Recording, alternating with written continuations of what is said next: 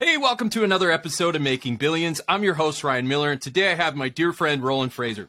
Roland is a recovering attorney that has gone full God mode on private equity, public speaking, and social media. He runs Epic Network, where he teaches everyone how to buy businesses with little to no money out of their pocket. He's been in magazines such as Forbes and Inc. He's consulted companies like Pepsi, McDonald's, Microsoft, Uber, Southwest Airlines, FedEx, and more. What this means is this guy's about to drop a ton of wisdom on how to make jaw-dropping returns from buying businesses. Roland Fraser, welcome to the show, man. Thanks, Ryan. Appreciate it. Thanks for having me here. Oh, man, it's good to have you here. I've been following your work for such a long time, and I must say I am a huge fan of yours, and I cannot tell you how excited I am that you're about to share a lot of your wisdom to our fans around the world. Now, that being said, usually we'll kick this off. I'm sure a lot of people want to know, we can see Roland and we see you everywhere. You're doing all this amazing stuff. But how did it start for you? Where did it begin? And maybe walk us up to how you became Roland today from where it started. Sure. I started with just really being curious about what it meant to have the money to do what you wanted to be able to do in life. And I grew up with my father continues to be a tax attorney. And so there were always colorful characters that were in our life, in his office, running into out in the store.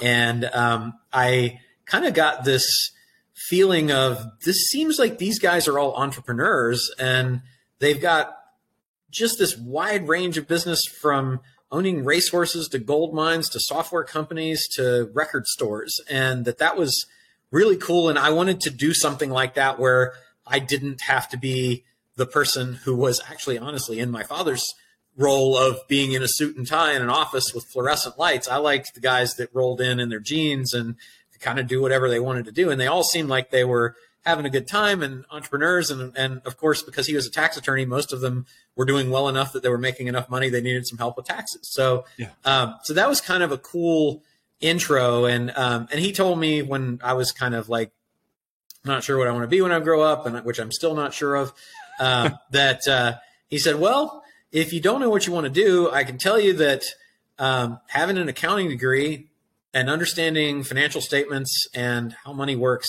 will always be valuable to you, and understanding the law will always be valuable to you. And of course, there was a little bit of an agenda that he had there because he was an accountant and an attorney.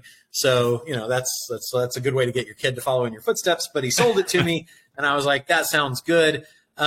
So then I kind of immersed myself in all different sorts of how do you invest and things like that. I found a book that he recommended. He actually recommended it to me. I didn't find it, but called Nothing Down by a guy named Robert Allen, which was how to buy real estate with little or no money out of pocket. And I just ate that up. I thought that was the coolest thing ever. I couldn't believe that you could do that. Of course, at the time, interest rates were like 12 or 14%. And so he was talking about interest rates that were 6%. And I was like, well, that's never happening again. So it's funny to watch that wheel spin. But that really got me into real estate first. And that and a combination of he had a copy of Dennis Waitley's Psychology of Winning, and it was an audio program. And so I listened to that, and I'd never really heard about setting goals before and all the stuff that Dennis talked about. And so those two things lit me up, and I was like, I want to set goals, and I'm going to do real estate stuff, and I'm going to be a real estate mogul. So I got, as soon as I could, I was about 16 at the time. So then as soon as I could, I took the real estate agent's exam in Virginia and got my license and started selling real estate and pounding the beat door to door, and realized that I really hated doing that because it seemed like an awful lot of work, even though the payoff could be decent. And was like, well, who's got a bunch of things to sell so that I don't have to, like, I can find one person and sell again and again and again. The answer to that was developers. So I was like, okay, well, I'll approach developers. And I did. And then I started asking them, I was like, well, how do you seem like you're making a lot of money doing this developing stuff. How do you do that? And they're like, well, we raise money through limited partnerships and investors, and then they get a return and we get a piece of that. And I was like, that sounds awesome. Can I do that? No, you need a securities license to raise money, and you need and then, you got to get insurance and all that. And I'm like, ooh, insurance. That sounds like a commission. So I was like, okay, I got my insurance license when I was 19. When I was 20, I went up to Washington, D.C. and took the securities exam for Series 7 because they didn't offer it in the, at least in Virginia at the time. Sure. And I was like, okay, I'm going to raise money, did a bunch of developments, all actually Virginia, Carolinas, all the way down to the Cayman Islands, and really got into that. And I was like, this is awesome. And then I got introduced to somebody at Prudential Securities as a result of having the securities license with the firm that was up in New York. And one of the investment bankers there took me under his wing. And at the time, leverage buyouts were really huge. This was in the 80s. And so I was like, well, that's kind of cool. You can buy companies with no money out of pocket too, just like real estate. And he's like, oh, hell yeah. We do that all the time. We do like $1 billion deals. And I was like, well, that sounds cool. Yeah. So I realized that you could start applying a lot of what I knew from real estate and creative finance and investment banking, Wall Street creative finance to actually own companies. And so once you get hooked on that and do your first couple of deals, you're like, well, I think there's something to this. And so that got me into the whole deal world. And along the line, working as a real estate agent, insurance agent, securities, money raiser, and then getting a degree in accounting, and then going to law school because I still never knew what I wanted to do, along the way was helpful. I don't think any of those things are critical, but it just that was my path to getting, to learning that you could do this. And then it was just making all the mistakes you could possibly make along the way. And then, hopefully I make fewer of those now. Yeah. Wow. What an incredible story. So you have quite a breadth of experience. You're bringing it all together on buying businesses. So how did you go from that into the organization that you're running now? So maybe walk us through the bridge of saying, I did all this stuff. And now, like, you're laser focused, man. You've built quite an impressive company and following. How did you go from kind of this breadth to a very focused approach?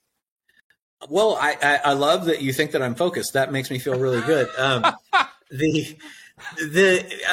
So all of the things that I did kind of got me into doing deals, and so particularly once I started practicing law, I just couldn't help from all my business experience seeing that there were opportunities in clients' businesses to do better, to grow faster, to make more money, to fix things that were broken. And rather than get paid dollars per hour, even though it was, a lot of dollars per hour being an attorney, I realized that I could do a lot more in terms of building wealth and making money if I could get pieces of those deals. And so I started suggesting to clients, hey, don't hire me by the hour.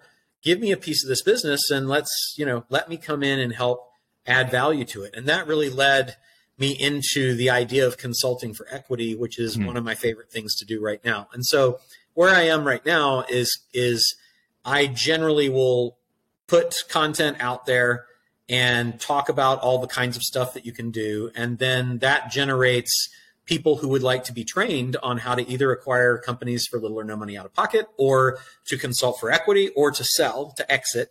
And we're launching a course called Exit Ready coming up next month that kind of covers that part of things. Then we'll go into raising money, and then we'll go into turnarounds, and that'll kind of, and entrepreneurial investing. So that'll kind of cover the 6 major areas of what I do. And that educational component is designed, number one, to make me a whole lot smarter and better, because a lot of the really cool tools that I've developed came as a result of how can I communicate this stuff to other people in a way that is relatively simple and makes sense. So I highly recommend anytime you want to get better, teach something, because it will absolutely force you to be better. And the questions that will come in will make you better and sharper. And then you'll learn so much from the people that you're working with, because they're going to have all kinds of other experiences and knowledge and backgrounds that they're going to draw on as you're explaining things to them. And they're going to have different insights, and you're going to be like, oh my gosh, that's really great. And then that adds to what you know, that adds to what you share with other people, and everybody wins. And so all of that is designed. Number one, it makes me feel good to be able to share that. I love to teach. I love to share. I love all the messages that I get of people that are, I just did this deal and I just did that deal. I was at the valet leaving the mall where I just had a meeting, and the valet came up to me, and I had given him access to one of my classes because he said he recognized me at the valet and was like, oh, I want to learn about that. I was like, I'll comp you into the class. And he's just done 2 deals. And I was like, that's awesome, right? That's awesome. So that, and then also because it generates deal flow. So either people that have businesses see the stuff that I put out and say, hey, what would it be like to work with you? Or people who are doing deals who are like students will come and say, hey, I got a deal, but it's a little bit too big. Can we do that together?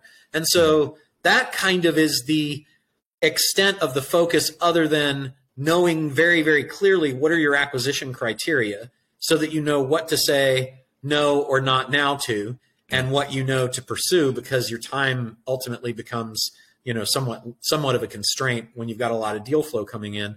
But that's it. And so like my laser focus is that I've been able to identify the deals that generally work the best for me. Like I know I don't like inventory related businesses because that's an extra huge category of cost of goods sold that SaaS companies and information companies and service companies don't have.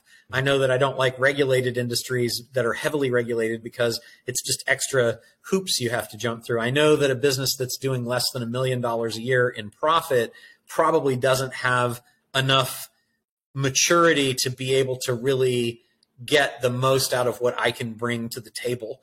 And so like knowing those kinds of things really helps focus use. But I still am 38 different verticals deep across different holding companies that I've got. So it's, you know, so some people think that I'm not focused at all. Well, I would say you are, at least through your education and all the courses that you're putting out there. Now, when it comes down to buying businesses, we classify this as private equity, at least I do. So when it comes down to operating in private equity and the deals that you do, what are some of the things? Now, you highlighted some of the high level sectors of what you look for as far as, you know, is it regulated or too regulated? All those areas. What are some of those internal macros that you like to see before that you're really sniffing around the company? You're exploring it. Is it profit margins? Is it channel strategy? What is it that you look for that you really say, there might be something here? Yeah. So I like the rule of 40 as a guide. I think that if growth plus profits add up to 40, that's a good thing. So if it's experiencing 20% compound annual growth year over year and a 20% profit margin, I like that. I generally don't like businesses that have a profit margin of less than 15% in terms of profitability. So that means generally I would ideally like for them to be growing about 25% year over year and 15% bottom line in profits. I like businesses that have 10 employees or more, even if they're owner operated. I'm okay with owner operated if they're 10 employees or more, because there's probably some management structure in place when you've got that many employees that someone else has the tribal knowledge that the owner had. And it's not going to be like you're losing all of the value of the company's tribal knowledge when the owner operator leaves. I like companies where the owner is interested in staying around and keeping a percentage of the company so that they can participate in a second bite at the apple when we exit. And then I like service industries. I like franchise, B2B, B2C service, doesn't really matter. Like software as a service, like franchise, like home services.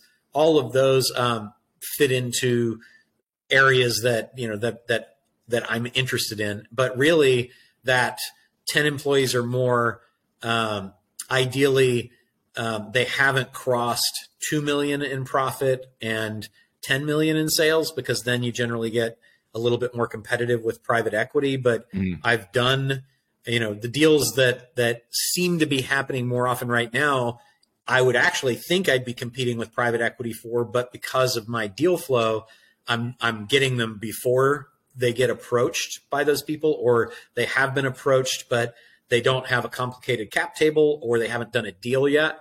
And so, and I'd say right now, most of the deals that I'm doing are between $5 and $60 million as opposed to, you know, lower value deals. So that's over my ideal threshold, but it just seems like as long as they're coming, I'm not going to say no to them, as long as there's not a lot of competition from PE or family offices or somebody else that's in there trying to throw a bunch of money at them. Perfect. So the rule of 40, 10 employees, you like service franchise sectors, and typically a couple of financial metrics around the 10 million range is what you like to do. Yeah. Now, excuse me.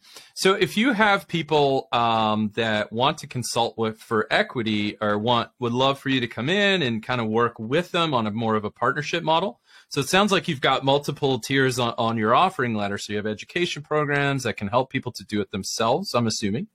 And then you also kind of move your way up to saying, if you want to work with me, we've got a place for you as well. But here's some of those criteria. Is that the criteria, or do you have additional things that when people approach you, you want to make sure they have in place? How does that work? So the acquisition criteria I gave you are primarily the metric KPI type acquisition criteria. In addition to that, I want people to have a prosperity mentality, that are thinking in abundance, not scarcity. I want people that are clean in terms of they don't have a history of litigating with their partners and having fights and things like that.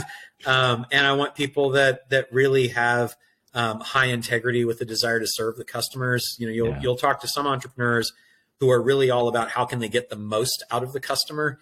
And those businesses don't do the best. And the personalities don't match with me the best. So I'm really looking for somebody that's out to how can I serve the customer? How can I get the customer more all the time? Then how can I, shave a couple of extra points of profit off? I want the profit. Don't get me wrong. Of course. Yeah. But I believe that the profit comes as a result of serving the customer the best. I recently had another show that complements exactly what you said with Dr. Marvin Washington. He teaches on strategy and all these things. And we talked about operational efficiency and the kind of organizations that squeeze every penny and razor thin margins, but high growth. And then this other one that you're talking about, which I personally love, is this customer intimate approach. And that is not just an approach, a thing that we do like we're acting in a play. It's truly a deep rooted culture that you create. It is a culture. It is a culture. Yep. So I use the analogy when my wife and I went to Vegas, we went to check out the Louis Vuitton store. And they literally, no exaggeration, on a silver platter had 2 champagne glasses. It was a very customer intimate approach, just to say, we want you to feel loved and cared for, and we are all in with you. The second you walk into our store, whether we buy something or not, we are all in. Now imagine having partners like that. I mean, who wouldn't want to work with someone like that? So I get it. I get your model, man. This is really, really cool. Now, so when it comes to working together, there's got to be a good vibe with the partner. Also, the deal's got to make sense. So we want to make an impact, but also do it through the way of customer intimacy and really serving the customer through the right cultural elements that we want in place. Now moving forward, my understanding, I'm just scratching the surface, man. You're a busy guy. So let's talk a little bit about, if you could share with our audience around the world, will you talk a little bit about your education program and exactly what kind of things that people can expect when they're learning about how to buy businesses with little money out of their pocket? Walk us through a little bit of those courses and some of that stuff that people can expect. Would it be okay if I reframe that a little bit and just ask you, based on what you know of your audience, what you think the biggest sticking points that we could help them with would be? Sure. So a big one would be, gosh, these are broad, but raising capital, also those metrics that you talked about is a big one. What to look for, how to source deals, how to deal with investors. So sourcing, fundraising, any of those might be helpful.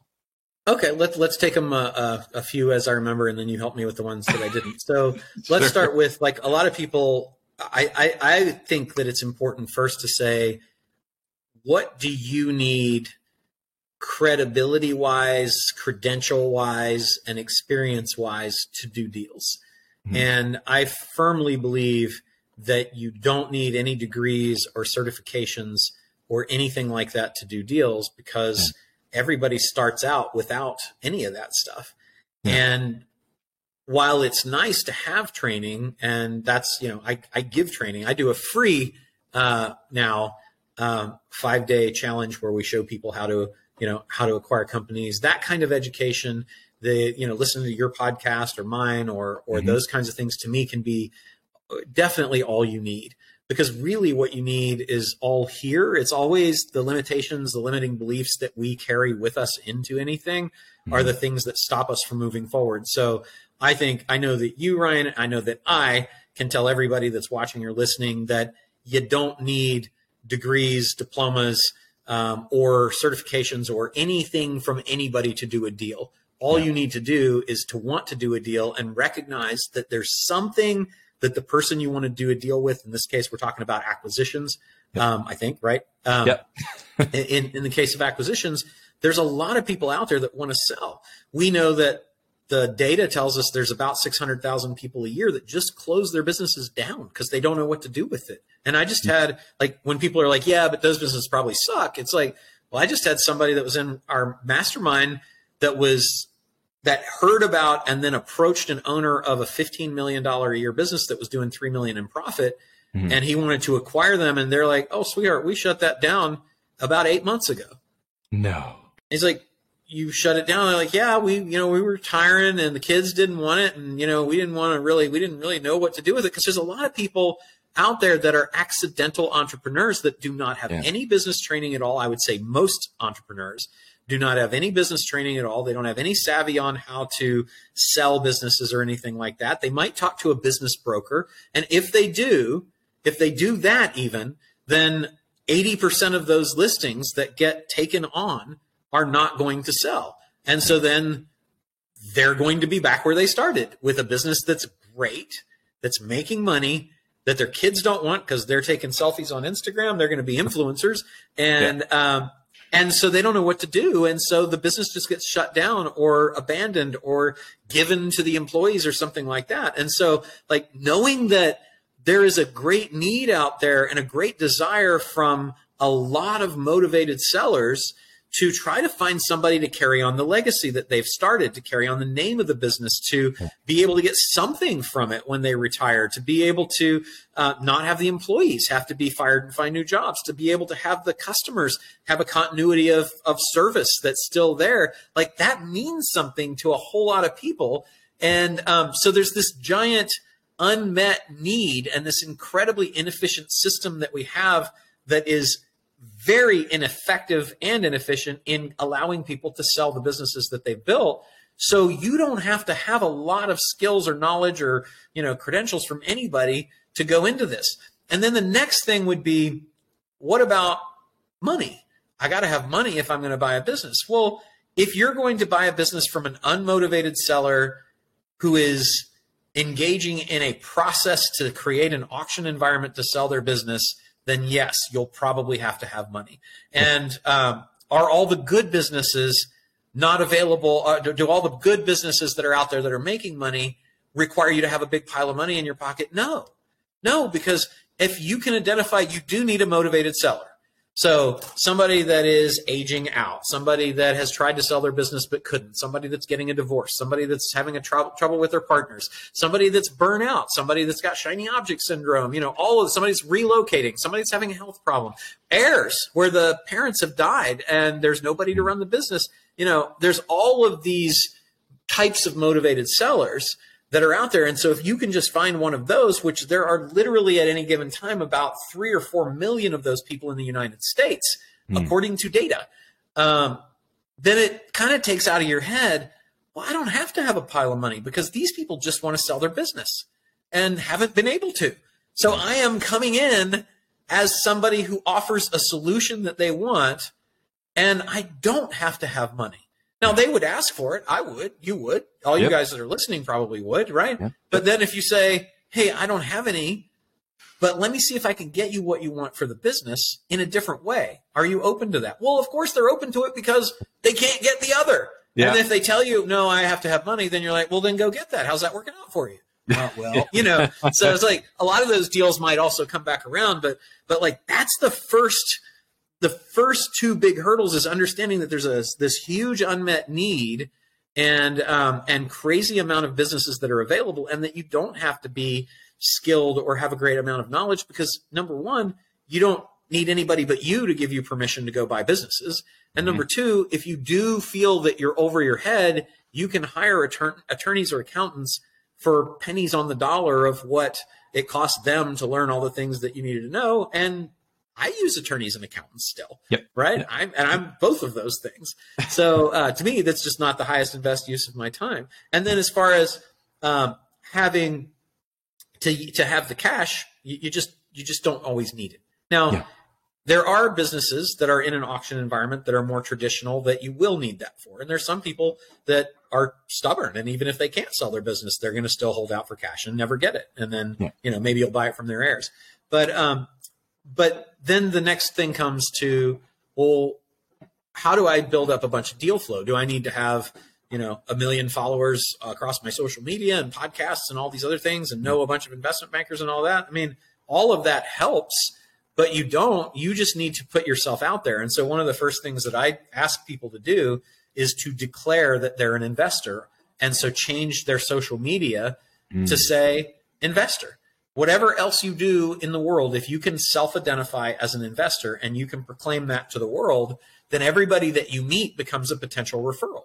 And all of us are meeting people every single day. Yeah. So if it's, what is the first thing that most people say after how you doing is like, oh, what do you do? I'm an investor. What do you invest in? Actually, I buy companies. Holy crap, you just became the most interesting person in the room, right? So like, it's just, if you can break it down and get past the mental part, all of the, how do you do this stuff? Like, how do you find deals and can you do it with no money and all that just falls away.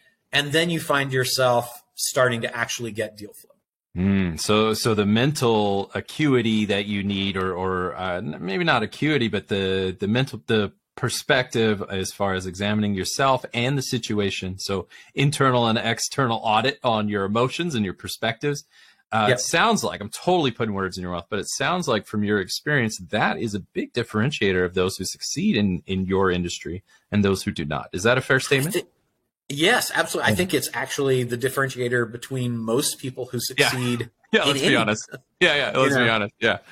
Awesome. It's because most of the limitations we have are we hang our doubts about ourselves on rungs of reasons that are excuses for why we can't do something. Yeah. And most of those are not real. They're just justifications for us not to take a risk because we're afraid. Yeah. Right. And so the people that you see over and over again from every industry that are the most successful got past their fear. Not that they didn't have it. Yeah. They just put it aside and said, screw it. I'm going to go forward. Yeah. Wow. That's incredible. And, I'm curious of what you've seen. I mean, like I said in the beginning, you've gone full God mode in private equity. So, I mean, you're all in on this sector. So from your perspective, I think I know the answer, but I would love to hear yours. What impact, you hear this expression called the silver tsunami, right? So it's baby boomers, typically, just anyone retiring, whether you're a baby boomer or not. There's this huge wave of people selling businesses, or at least that's the perception. Are you finding that the so-called silver tsunami is a real thing? Do you find that there's an uptick in people selling their businesses? Do you have any insight on that? Yes. So I would say for me, because of the circles I travel in, I don't see it as much. Okay. But I will tell you that companies that I have ownership in that are in, say, locksmiths or automobile repair or appliance repair, plumbing, HVAC, electrical, all of these are companies that I have interests in those industries. And they are very much filled with people that are either aging out or the silver tsunami crowd. In my world, I would say the average age of the person that I do a deal with runs from maybe 28 to 42. Okay. It skews younger, and I'm right on the cusp. So I'm either an ex-boomer or a baby or a Gen baby or something like that. But so I see it in traditional businesses, but because a lot of the things I do are more software or tech driven or newer media type things, I don't see as much of it as you do in those other industries. But I think it's just because of the fact that I'm interested in things that are attracting that slightly younger crowd. Awesome. So interesting. And so now, my understanding is you've built a pretty significant mastermind group. I believe you call it the War Room. Maybe you could talk a little bit about the benefits of joining maybe any mastermind, but more specific, yours, and kind of the stuff that people can expect if they really go all in with Roland Frasier, which I recommend you do. But those who want to go in, they're part of Epic Network, they're joining the War Room, they're all in with you, man, and you've got a lot to offer. What can people expect from being a member of the War Room? Cool name, by the way. Yeah, it's a really great question. So let's talk about it from a mastermind concept. I would recommend that anyone join multiple masterminds, because I find that, like, my approach to life has been that has been very effective in business is that if I can go to a center of influence that has a large number of people who also have a large number of people that I might want to connect with to do business, it's kind of meta, right? It's up one. It's like, I don't just want to be part of a group of people that has the people that I want. I prefer for there to be a group of people that have been aggregated that all have a bunch of people that I want. Yeah. And so I find that masterminds are a really, really great way to do that. So I own 1, 2, 3, 4, 5, 6. I own about 9 masterminds, and I am a member of about another 9. And they're in different verticals. So we have them in real estate agents and real estate investors and businesses and marketing people and entrepreneurial investors. And the War Room, which actually is sunsetting at the end of next month. Yeah. Okay. Will be our last War Room meeting, because we found that there's like very specific. War Room was started by Ryan Deiss and Perry Belcher maybe 12 or 14 years ago, and they got together. They actually started it because they had an event and they didn't have anything to sell, and they had to pay for the event. And they were like, holy crap, how are we going to pay for this thing? And it was kind of a marketing mastermind. And then I came in around, I was a member for 3 years, and then I became a partner in it around 2013. And we evolved it to be more business oriented, but there were still people that wanted marketing stuff, and there were people that wanted investing stuff, and there were people that wanted business stuff. And so we decided to have more specifically focused masterminds. So now we have the Modern Marketing Mastermind for marketing. We've got Founders Board for people who are entrepreneurial that want to get an operating system installed and kind of scale their business, meaning the infrastructure to be able to accept more business. And then we have Epic Board, which is all about how do I exit and structure myself and get ready to cash out. And then what do I do with the money, and how do I keep as much of that as possible? And now how do I start investing as an entrepreneur?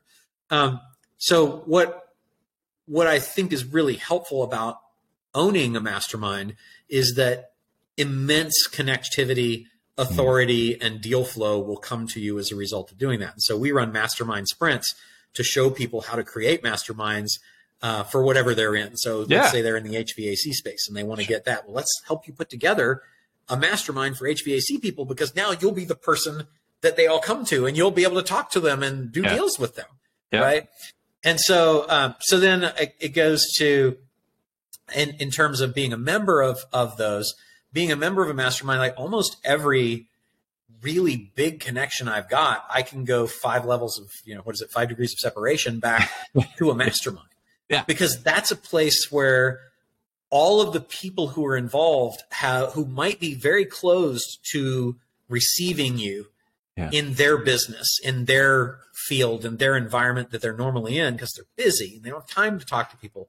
But in a mastermind, they have stepped up and raised their hand and usually made an investment to say, I want to do deals with people. I want relationships with other people that are like me or that are different from me that I can learn from. I want to be vulnerable. I want to share the things that aren't going right. I want to share the things that are going right. So you get them in the right state of mind. And whether you're the owner, authority person in the mastermind, or you're a member, that is definitely the most receptive that you'll, I think, find people to being, outside of hiring them if they're available through a paid channel of access like consulting or speaking or something like that. So I love masterminds for that. And I love hiring speakers for that. And I love hiring people as a consultant for that, because now they're there to serve me. Instead of me saying, hey, can I pick your brain? You know, I ran into you on the street, or you're in the middle of doing something that you're doing. And I'm like, hey, can I interrupt you? And for no give, ask you to do things for me? That sounds like a horrible deal, right? That's right. So, you know, as we round third base and we really take this home, I think the one thing that's remaining is we talked about finding businesses, key criteria, joining masterminds, all the cool stuff we have, except for one thing, and you danced around it a little bit. So let's talk about it.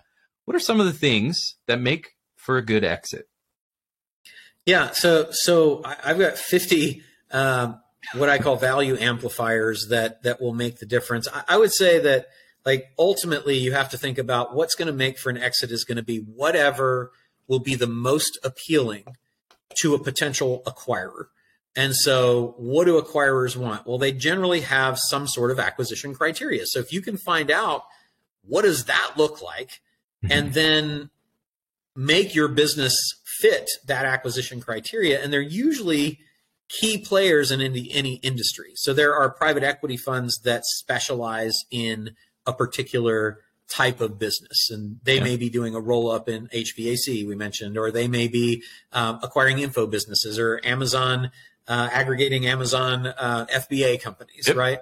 And so if you know what their acquisition criteria is, which is typically available either on their website or by asking whoever is in charge of business development or M&A, then you can kind of find out and build a composite of what does a fictitious company that would be the most appealing to all the people that I talked about look like. Yeah. And so I like kind of knowing what is the end result that I need and then reverse engineering my way to it.